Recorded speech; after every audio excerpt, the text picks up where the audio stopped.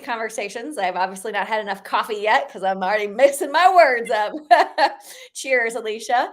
Today, we have a dear friend of mine, someone who I have learned so much from, someone who is there for me professionally and personally. And I'm just so thankful you are in my life, Alecia. And I can't wait for more people to get to know you. Thank you. That's super sweet. Oh gosh, sorry. The dog has just decided it's gonna. Joy of live TV. We get to see the real deal. That's right. We got all kinds of things happening here at Maverick headquarters, our global headquarters. Makes you more human, more relatable. I love how it's 2 seconds in and all of a sudden there's random noise that we can't control. Okay, good. That's real life, right? And I think the more we show people real life, the more, the more relatable you are. Well, Alecia, I have, like I said, learned so much from you. I can't wait to dig in and share some of those amazing, what I call Aleciaisms. But before, I like to do things a little bit different and start with first job and current job. So tell us, Alecia, what was your very first job? My very first official job, because I did, of course, the babysitting that we've all done, took care, nannied kind of informally for I think $10 an hour or something insane. But I had a job as the dishwasher in a restaurant in my hometown. And it was this cute little diner. I was super excited that anybody would hire me, right? I was raised in the Midwest. I'm a child of farmers. Yeah. We don't care. We'll do the work. Sign us up, right? And but it was interesting because I had an aunt who owned a restaurant, and she looked at my hands one day and she said, "What is wrong with your hands?" The chemicals that they were using in the dishwasher were too strong. They weren't properly calibrated. Yeah. And the skin was literally peeling off. Like my hands were red and gross. And she said, "They're not doing this right." And I remember talking to my boss about it, and they were like, "No, it's fine." Uh-huh. I love this question because, as much as I think I know someone, I've known you since 2018. I'm like, oh, this is a fun news story. Yeah, it's kind of crazy, right? And it's one of those little moments where you're like, it's just so easy to take care of your people. Like, it's so easy. And the truth is, they were probably just using too much. So it was actually costing them money.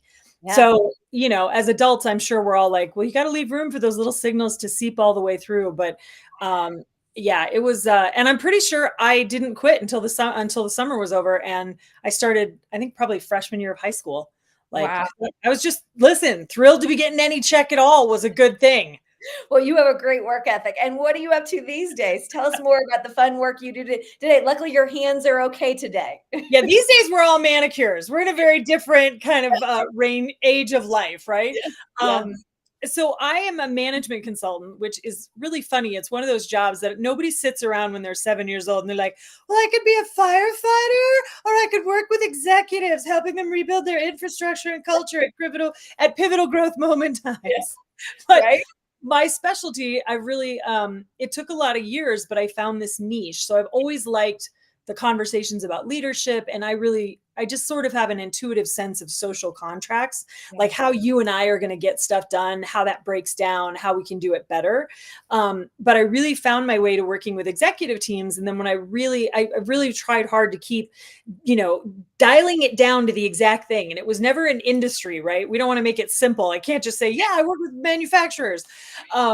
But the more I dialed it down, I really like that stage of growth where companies go from small, closely held, kind of all hands on deck, everybody just jumps on whatever needs to get done, to, oh my God, now we're big.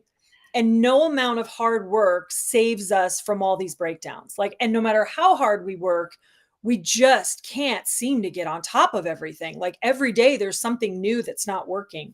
And so I really narrowed things down to working with executive teams in companies that are growing really fast or just went through a big growth. And that's just a really unique landscape. I don't think we always talk about it like it's its own thing, but it's really its own thing. And I kind of like the crazy of it. I like implementing structures that I don't have to actually live within. Right. And I really am drawn to those kinds of entrepreneurs, which you're one, right? Oh, yeah. Fast moving. People have a hard time keeping up around them. They're just go, their drive, right? And they always seem a little bit confused because the rest of the world is just not keeping up, but also never has. Right. And I will say, Stace, one of the things that I think is really important, and this was funny, this came up yesterday with our friend Lisa, right? Um, I think we beat up on those kinds of executives a lot. I think we keep telling them, you got to be nice, you got to go slower, you got to just let it go. And Yeah. I'm always interrupting people, like, I don't think that's the right advice for this person. Like, we can't, we're not going to make you somebody you're not. I think it's really important that we say you got to win as you, and Yeah. maybe a more polished version, a more educated version, a more, professional version in some cases, but fundamentally we're not going to stop you from moving really fast. We're like, that's not an option. You can tell the sky not to be blue and the sky is like, I don't know what you want me to do over here. Well, I think that's what's so unique about what you're doing because, it's such a confusing time as founders, right? Because you've gotten to the point that you've gotten to for a reason. The skills that Yeah. have gotten us to that place, made us successful and got us to a certain level. And so it's really confusing as a founder to all of a sudden look around and be like, wait a minute, it's not working anymore. And they want me to be someone I'm not. And these people coming in, it just doesn't feel right. And I think what's so unique about what you do is you come in and you let the founder be the founder, and yet you still help to get us out of the chaos of it all. Yeah, it was funny. I was talking with a friend because I've really, over the course of my career, I've really worked hard to sort of narrow in on what is my zone of genius, right? What is the thing that I can do better than anybody else, that's more fun, that delivers more value, all that kind of stuff. And she said, you're not really like a best practices kind of person. Like, people don't call you and they're like, everything's lovely. And what we'd like to do now is implement best practices throughout our organization. She's like, you do hard things. Like, hard things are your thing. So sometimes I get called in for conflict resolution because team A hates team B. But that phase of growth that people go through, it's like you said, it's incredibly confusing. Yeah. And you start doing more of what you've always done, which is hire and work harder and work longer and push more. And then that backfires spectacularly. So it's a really confusing time because your instincts stop working for you, and your leadership, even, you kind of hit a ceiling where what got you there, it's ironic, like how we promote managers is we find people who can get a lot of stuff done, and then they become managers and we don't tell them that the game is no longer get a lot of stuff done. The game is get the right stuff done and do it through other people. That's a whole different ball game, and nobody even tells you. Yes. Oh, I have a whole, as you know, on my phone in the notebook. I have a whole so many notes. That's like Alecia management notes. Alecia, because as everyone who has ever worked for me knows, I was a terrible manager at first, and I'm sure I still have room to grow, but I got better. Yeah. Because of your Alecia management notes. But the phrase that you introduced to me that I think is so powerful is I was a super doer and I Yeah. needed to get out of that. I'd love for you to speak a little bit about, because I think most founders become successful because they are naturally super doers, which is great to get something off the ground. But talk about that transition that has to happen to really help companies get to the next level. Yeah. So the thing about founders that's really interesting, the risk tolerance is higher, right? So they can just withstand more. Yep. Typically, they like a little bit more chaos in life, like the movement of it, and they get the dopamine hit from solving little problems. Like, it's kind of like they do their best. Some of them are chess players. A lot of them are more paintballers. They're like, give me a gun, give me a target. And that's how I am in life. But Right. they have a strong bias toward taking action. Mhm. So to them, if you say to them, well, what would you rather do? Do you want to go solve this small nagging problem? Or do you want to get some people together in a quiet conference room and have a discussion about solving and their heads have already exploded, right? They're already out. Yeah. But when you get a team around you, a lot is going to get lost in translation. Now, data and what's actually happening is not as simple anymore because there's more people involved and there's more stuff to manage. So Yeah. you just have to have some kind of structures and systems. So you don't want them to stop doing stuff, but you want them to do the right stuff. And Yeah. one of the challenges for super doers is if you feel really good getting a lot of stuff done, you're going to reach for whatever is quick and fast that you can kick butt on. And a lot of the problems that you should be solving as a leader are more complicated. They're Yeah. harder, right? It's like I got a VP of operations who's amazing in these 5 ways, but man, they just cannot seem to collaborate with anybody at their level. And they are constantly the bottleneck in our organization. What Yeah. do I do about that? That's not a 5 minutes and you're done. It's not even a couple of days and you're done, right? And they may not know how to do conflict. They may not know how to talk to that person. So breaking that super doer habit and getting people refocused on what I would call high value targets, right? Which are a little trickier. So part of it is you're never going to get rid of all that low level stuff Right. because some of it's fun. And oh, we got a lot of thumbs up today. Yeah, it's like, is it coming from yours? There's something on my settings that I haven't figured out how to change yet. So I think if I do the right thing, I can make fireworks go off, which is you're like, I cook a lot with my hands. It's just showing that you know what you're talking about. It's really good. I love Oh that. my God, they do the heart. It's the funniest set of additions. Here we go. That's amazing. Well, Stuff you learn by accident, right? Super, super funny. you very much lead with your heart and you work with founders in a way that for me that made me feel so seen. What are some things that you have seen are common struggles among founders or leaders? I mean, obviously every industry is going to be slightly different in the nuance and the size and all that. Every company will be slightly different, but I imagine there's some common themes across the board that you see when you go into these fast growing companies that have made messes and some of the pain points they're navigating. Oh my gosh. I would say it's not even that different industry to industry. And I think I'll frame this in a way that's sort of like a warning. Like if you're about to grow, here's some stuff to watch out for. Or if you're in the middle of it, this might be part of what's going on. The thing to acknowledge when you're in those growth stages, it's an infrastructure problem, right? It's systems and processes and things that have been informal in the past, but it's also a cultural problem. Yes. So some of the mistakes that I see people make when they're small, they have a nice team around them. Everybody's really into it. It's easy to sort of maintain standards because you're all in each other's back pocket. But then they promise people roles far into the future that they may or may not be qualified for. You don't even know what a vice president of operations should do. Why are you promising it to the fourth hire in your building? This is insane. What Yeah. we should be doing is saying to people, hey, as we grow, the needs of the business are going to change. We're going to need different levels of expertise. We're going to need new people. We should all be ready to step up, and we should also be ready to step aside. Yes. Right? It's things like, you get big and now all of a sudden you got 7 or 8 people in your conference room once a week in a 3-hour meeting because you're trying to give everybody equal airtime and you don't want to hurt anybody's feelings by having them not be in the room. Instead, we should be saying to people, hey, Stacy, we're going to grow. And part of growth is there's going to be a day where you don't belong in that room anymore, not because you stopped being awesome, but Right. because we need you to be focused over here. Like this is your jam, or we're going to hire a boss for you. We may even hire a boss for me at some point. Like Right. we should be so lucky that we're so successful that we're no longer qualified at the level that we're at, right? We should be willing to hire somebody above us. Yeah. Um, and I will say a couple of also things that I think are really critical. Hire great financial people way before you think you need them. You need a controller. Your CFO is not there to make sure your taxes get paid. Okay. That's somebody else's job. And just because you have money in your checkbook doesn't mean you're financially winning in your business. And the more Right. complex your business is, the more critical it will be to have somebody who can do that kind of analysis work. And we've got all these great fractional CFOs in the world. Like hire them; they are important. I literally have worked in companies where they finally got dug into the books when the real CFO came on board because I come in about that same time usually, and they found that they had been underpricing their top selling product. That year alone, they had lost $1.5 million because nobody ever did the math. Yeah.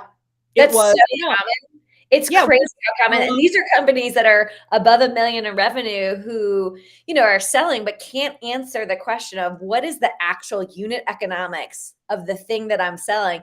And, oh my God. I was that same founder, so no judgment. Founders often are the visionaries, the Yes. ideas person.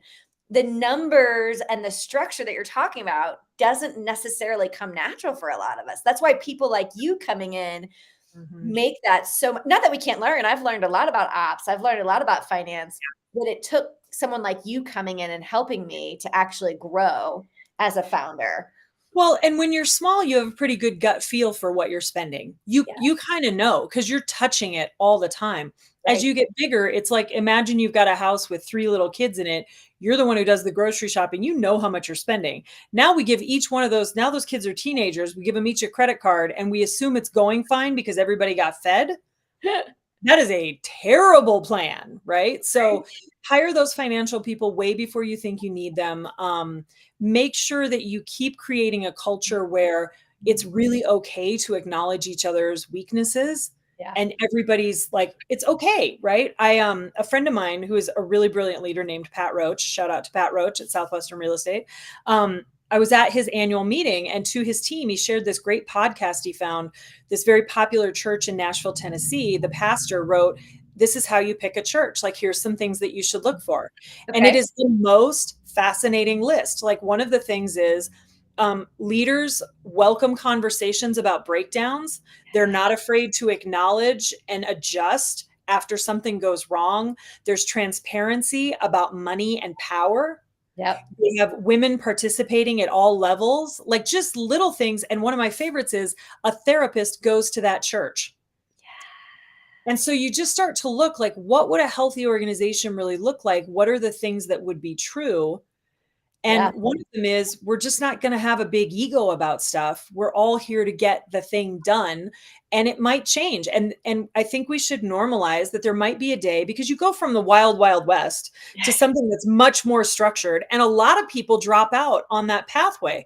Well, Yeah. why don't we normalize that and say, listen, you may love the chaos and the crazy over here and you're good at it. Awesome. If there's a day, I have a client right now, they have an employee and this person has just been sort of off the rails, like Yeah. grumpy, hard to get along with, combative about everything. It's seeping down to her team and polluting other teams. And when the leader and I sat down and looked at it, we realized this person just might not be someone who can Yeah. handle the level of chaos that is still present. She Totally. might have just maxed out. We got to move her along. It's okay. We should normalize that. Yeah. So you need to prepare people for that. The business is going to change, that it's going to feel different, that we're going to have to look at different kinds of structures and really think about, what are the things that you're going to hold dear? What are the things that really do matter to you? And everybody will say freedom, but nobody will agree on what that means. And everybody will say, like, you got to keep doing that work so you sort of have your North Star and know what's on point and on brand for you and what is not. Yeah. Well, and something I've heard you talk about that kind of ties to what you were just sharing about, and I think a lot of founders struggle with it, is that first firing. Yeah. Should I fire someone? Should I not fire somebody? When? How? All those things. And I've heard you talk about it in a way that I think really brings some clarity. Do you mind sharing a little bit about how you Yeah. counsel founders? Because the hiring part's easy to get wrong. We often hire wrong initially. We're, And we we're optimists, right? I had a friend and she was like, entrepreneurs are optimists. So when Yeah. they look at people and they're going to hire them, they see all the good they could become. You need somebody who's a pessimist in the room to help you rein it in. Well, I remember so many times people saying, hire slow, fire fast. And I was like, I was really good at the opposite. I hired fast and fired slow, which, there's pros and cons to both. But I know you have some great advice along those lines. Oh, thank you. Because this one really does come up a lot and it's hard for people. Yeah. Work is work, but work is also social. These are people we have, and we should never be casual about firing people. Right. Because Yeah. you made a commitment and they made commitments based on that commitment. So my rule is, you want to give people a fighting chance. So you got to make sure they've been trained. If you go back, they've been trained, great. If they haven't been supported, that's the second one. Did you give them the resources they need and like that, or sorry, clear goals, and then that training and support. And then the last one is, did you give them accountability? Yeah. Like, did you hold them accountable? And if you did all those three things, it's okay to let somebody go. And what I will say is, the minute that you start thinking about firing someone, they're probably gone. Yeah. Like, you're not going to come back from that. I saw a great thing. I think it was Alex Hormozy actually was saying, a mentor of his said to him, I always know in the first week if I have an all-star.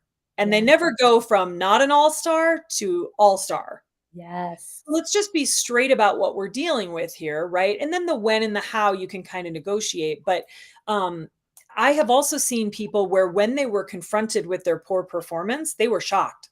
Yeah. Like, what do you mean I've been failing this whole time? Because you never actually provided that feedback and support. You never provided real accountability. So they didn't get that memo. But a funny one was I was working with, or a CEO that I knew, and she called me and she said, "You'd be so proud of me. I finally fired so and so." And I was like, "That's great." And she's like, "I worked really hard. I helped him find another job. I gave him a month's severance, da da da da da." And this is somebody who'd been habitually underperforming, Yeah. had a terrible attitude, and didn't put in the effort that was required to be successful at the job. Mm. Almost all things that they could control. And so I looked at her and I said, "So what are you going to do for the people that stuck around and were amazing while this guy was being a schmuck?" Oh, And wow. she had the exact same reaction that you just did. Yeah. Because that's what we forget, right? We end up spending all this time and energy on problem people.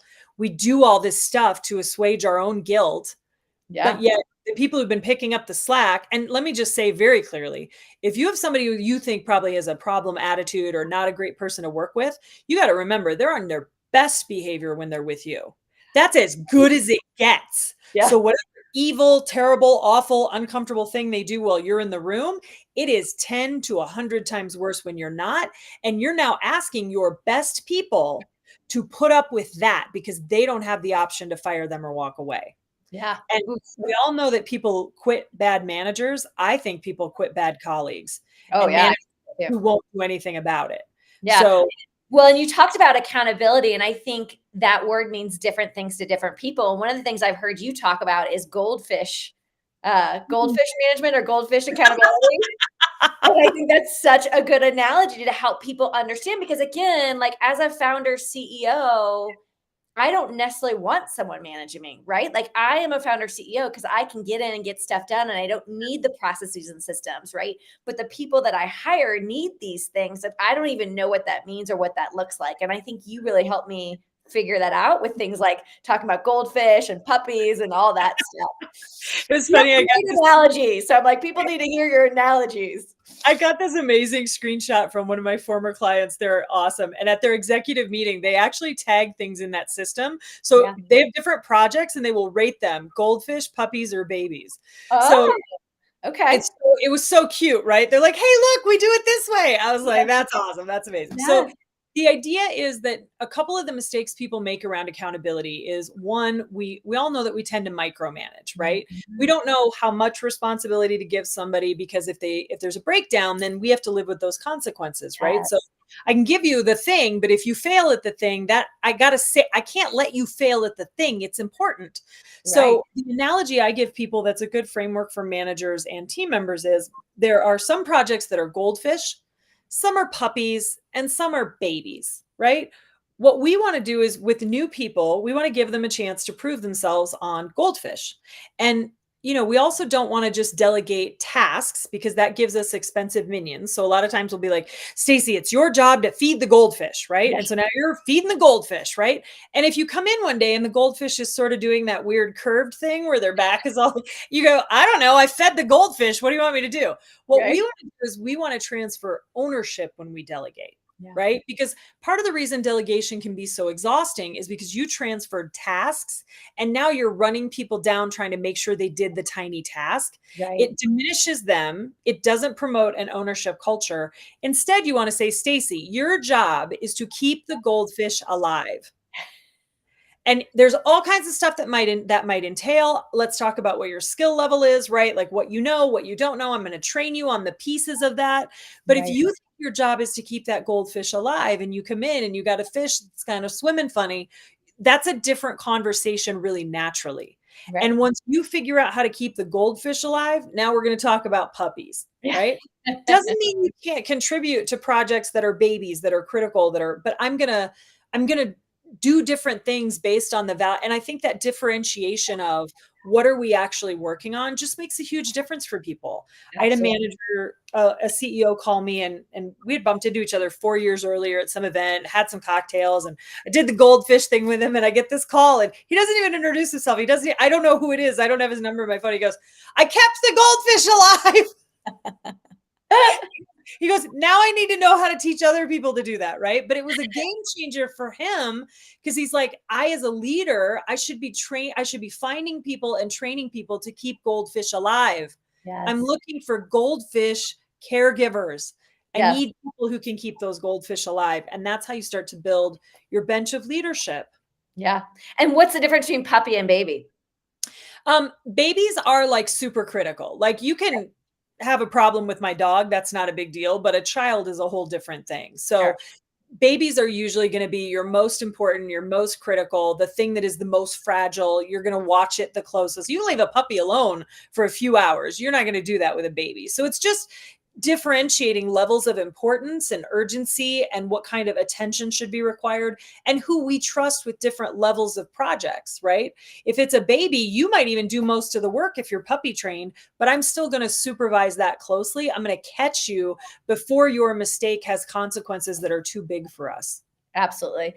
And I think what you're bringing up is something that I think a lot about. I actually had a conversation this morning about, being a founder. We know certain things, like logical things, we're logical humans, but so often being a founder, it taps into more the psychology piece, right? You're not operating necessarily from your prefrontal cortex. We're Mhm. navigating fear, we're navigating vulnerability, we're navigating shame, trauma. And I think what makes you stand out is that you bring this level of psychology and understanding to the table. So you're not just talking to a founder from reason, right? Because it's not that we don't understand reason. Because so often the employee, because I was talking to an employee and he was like, quoting these things that were very rational and logical. And it's like, yeah, I get all that. That makes sense. But you're missing the piece about being a founder's is not that when you have people's livelihood on the line, when you're so visible and you're always out there, we're not always operating from that same place. And I think it takes someone who understands that to come in and support in a way that you do. And I think that's one of your special sauces. Oh, thank you. I think it's funny that you say that because this morning I was on the phone with a client in a regular call and he's doing reviews. They've never done that before. And I like to have people really identify some things that are important to them. And then you give it to the employee and you have yours. You come up with some kind of ABC or 1, 2, 3 rating system. And then you come together, not to argue about whether the rating is a 2 or a 3, but to say, this is an area where we have an issue and I'm going to give you feedback on it so we can get better here. Right. And, it was interesting. He wants this employee to sort of turn down the volume on the intensity of the conversations. He's like, it would be so much better if they would just do X, Y, and Z. And I'm like, I get that, but here's how you are also doing that.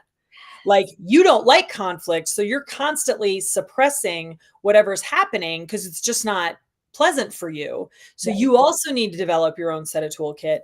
And this week I was leading a class for a friend in L20, the ACG Leadership 20. And Yeah. somebody asked the question. They're like, "What do I do when people cry?"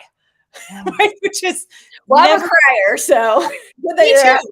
Yeah. And listen, you want to have compassion, but I Yeah. think we're in a messy area culturally where we've now acknowledged that the whole person matters at work, but we now have a lot of like wannabe psychologists, like try, you know what I mean? Like that caregiving thing can get so messy so fast. Yes. So I said to him, we're not going to sit in the conference room and sing kumbaya. We're not going to do therapy over lunch. We're not doing any of that stuff. So when Right. somebody's crying, what I would tell people to do is pause and say, "Hey, Stacy, it looks like you could use a few minutes to compose Yeah. yourself.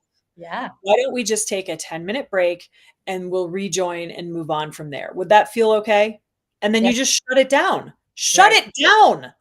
But that's doing it in a compassionate way that's not gaslighting. You're showing that Yes. you're a human and it's, Yes.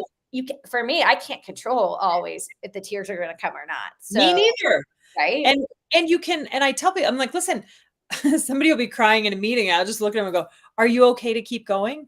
And a Yeah. lot of times they are, because I'm a crier too. I've definitely cried in front of bosses and been just horrified, Oh, couldn't stop it, right? So it's what we're not going to do is let crying become a way that we dominate the environment to avoid accountability, avoid right. real conversations.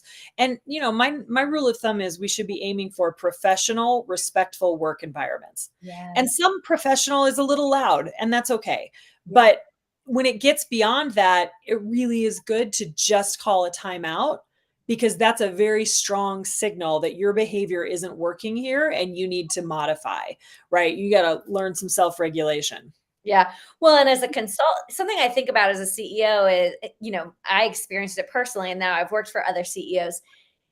The CEO is really in some ways insulated. It's Heck yeah. surprising how much I'll hear coworkers moan and groan and say Mhm. things about the CEO, and then to the CEO smile and tell them how fabulous they are. And Yeah. the poor CEO isn't having the level of awareness. Like, let me just speak from my own experience. When I was a CEO, to my face, Yeah. I thought I was doing great and my people were loving me. And I was asking them all the questions and trying to Yeah. create psychological safety and thinking I'm so good because I'm asking about their feelings. And but what I learned later from the actual bold coworkers that would tell me, "Love you, Kaylee," that's not how I was making them feel. But I had no idea because no one was telling me Yeah. straight. I've gone on to see that in other companies. Not only did I do that, but I've seen other CEOs experience that. And so I think something that's so powerful is having someone like you that will tell the straight story, but in a very kind, empathetic, understanding way, because as a CEO, you don't fully understand what's really going on. And your intentions can be amazing, but your impact, whew, my impact, whew. And I've now worked for CEOs who've had great intentions and just oblivious to their impact. Yeah. It's hard because there's a power dynamic at play. And I think the key is, and I for sure there's a level of truth telling, and that's why people bring me in. I don't, if you're not, and that doesn't mean it has to be harsh, but we can, it's not an uncommon conversation to say, Stacy, you're being a massive jerk in this way. You get that, right? Like this is a thing. You can't keep doing it's fine. A lot of people are jerks. I'm a huge jerk. We'll figure it out. But this is the thing. Here's what is it's the shining the mirror back on them, right? It's and not in a gotcha kind of way, but Right. so that you have, I see a lot of times leaders forget what it's like to be in the other person's Yeah. shoes, right? Yeah. I worked with an organization and they worked with addicts that were in recovery. Oh, And wow. it was interesting. They had like, well, we can't get people to turn in their holiday plans. I go, what's a holiday plan? They were like, well, it's your plan for how you're going to stay sober over the holidays and who you're going to be with and who you're not and all that. And they were like, oh, there's a righteousness to it, right? Like you Right. just make your holiday plan and then you be sober, right? And so I go, great. Can somebody get me 10 copies of the holiday plan? And then I made all of them do their holiday plan for Oh, how they were going to manage their in-laws and their own exhaustion and their fights with their spouse and the money concerns. Like for them to have their optimal, this is how I want Christmas to go, my sober Christmas. And then you saw the room dramatically shift and people were like, oh my God, this is hard. You're like, yes, it is. That's yeah, so it's not to get to like, shove the knife into you, but so that you can have a greater awareness of the difficulty of what you're handing to somebody else. And totally. I always hear people talk about like open door policies, and I have a lot of people say to me, well, I have an open door policy. I'm like, good for you. It does nothing. It's in fact, I'm kind of against them Yeah. because it has people think that something is handled. Like Mhm. when the power dynamic is off, especially if you're an intense person, you have to get creative about finding ways for people to give you those signals because Yeah. they're not going to sit you down and go, Stacy, I know you write my paycheck, but here are 16 complaints that I feel like you're really hosing it on. Like there's no space for that, but they're going to say something. They're Right. going to say, wow, that's really fast. Yeah. And then they're going to be a good soldier and go do the thing. So you have to go out of your way to create space and feedback. And that for a lot of us is really hard. I struggle with feedback. A lot of times I just don't want it. I mean, it's very helpful running a very small ship because just not a lot of people around to tell you you're wrong, right? But as a founder of a company with multiple people, I did not understand that implied power dynamic. I can Yeah, remember when my employee, it just really was hard for me to understand because I'm like, but I don't look at myself that way. I right. think of us as equals and I treat everyone as equals. You know? But that point that and I've heard a lot of founders say that since then, the point of you sign their paycheck, their livelihood and their lifestyle and the food on their table Yep. is whether or not they keep their job. And the employee that brought this to my attention, she was like, "You would just fire me if I told you that." And I was like, "I would never do that." But what But I you did, might not like me. You well, might be mad at me. well, and even if I personally never would do that, that doesn't mean that they haven't experienced a boss who would. And Yes. that was the piece that I totally missed when Nina told me that. Nina gave me that feedback, and I was like, no, how dare you think that about me? Haven't Right. I shown you that I'm not that person? And so I think that power dynamic, having someone like you help with that power dynamic. And I know we're getting short on time. So, one more thing I want to talk about before we get to the final question. Something I've heard you say As a founder, at the beginning, it's so exciting. And, Yeah. it's like you're in this state of zen of like creating and making something and getting it off the ground. And even when it's hard, it's still amazing and feels so liberating. But then it's interesting. You get to this point where it's so Stable. yeah, stable. You're doing a lot wrong. The things Mm. that were working aren't working. You're putting out all these fires and you're exhausted. I've heard you sort of talk about that and what happens to founders. And I just think that's really important. And that's a good sign that, like, whether it's Alicia or somebody else, it's time to get some help. Yeah, I mean, when you're first starting, there's so many small wins and there's so much a flurry of activity, right? So initiating is different than running. Yes. And I developed a nickname for it. We call it the Walmart problem, where you can Oh, hire somebody like a Walmart regional manager, for example, who has managed a very intricate and well-developed existing structure. yeah. So managing that is really, really different than building that from nothing or Yes. next to nothing or a bunch of bad habits. Right. So the Walmart problem is where you hire somebody who's done structure somewhere else that's more stable, more rigid, more all those things. And it's easier to run. So you Yeah. hire them and you think that's going to go well. I think when founders hit that wall where you have a certain level of stability, but now there are problems that you just don't know how to solve. Yeah. And you're supposed to, because you're good at all this stuff, right? And you are good and you are capable. Part of what I would tell people is there are just some things like you can't actually be adept at every single phase of business in every direction. And the truth is, and I have worked with people, I mean, I've worked with state Supreme Court chief justices. I've worked with, I mean, just everybody up and down the revenue scale. Everybody's just making it up. Yeah. And some of them have more experience and maybe have done it before or done it somewhere else.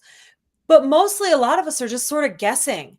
And Mm. it's astonishing how well the world works given the lack of knowledge that most of us are working from. So it's this crazy place. And what I would say to people is what you want to stay focused on is what is the thing that I wanted to build? Like, Yes. right? Like, what did I want to build here? This thing that I saw that was possible, how we would take care of customers, but also what kind of life do I want to have? Because Yeah. maybe the business is doing great because you're holding it together with duct tape and willpower. Your spouse is upset. You haven't seen your children in a while, right? And it's working, but it's not. Well, I Yeah. can't afford to pay myself. Yeah, that's called it's not working. That's a signal from the environment that something is wrong and you're just absorbing it instead of dealing with it. Yeah. So it's one of those things where what I would say is before you sort of give up on your dream, and there's a lot of ways to do that. Could be that you just sort of shrink back down. Could be you get out altogether. Could be that you just continue to suffer. Yeah. Don't give up that way. There are people who've been through this that can really help you. There's great people in every room that I've ever been in, and find one and go to work on that. But you should always be building a culture where we're all getting smarter. We're all learning something because that creates a lot of room and it creates that growth mindset about solving problems instead of that fixed mindset where you're just stuck. Yes. Well, if someone decides you're the person that needs to help them, how do they find you? And then we'll go to my final question, which I'm excited. Okay, good. I got that teed up for you. I know you Um, do. so the new website should be showing up any minute now. That's Good. coming out of a marketing team that I hired in Greece. So I'm excited about that. So you can go look at the old one and have a good laugh about some of the stuff that's there, or you can wait and look at the new one, or you can do both. Very But good. what I would recommend is to follow me here on LinkedIn. We put a lot of great stuff out. We publish stuff. And then we started doing this really great thing called CEO intensives. I got some really great advice from a friend who knows marketing named Stacy Sensei. They And make sense. Yes. they are though these really great events because we keep the number under 10 CEOs. It's customers of mine, people I'm already working with, and then new people. And you get a chance to do the thinking you never have time to do, to say the things you can't say to your spouse or employees, to people who will actually get it.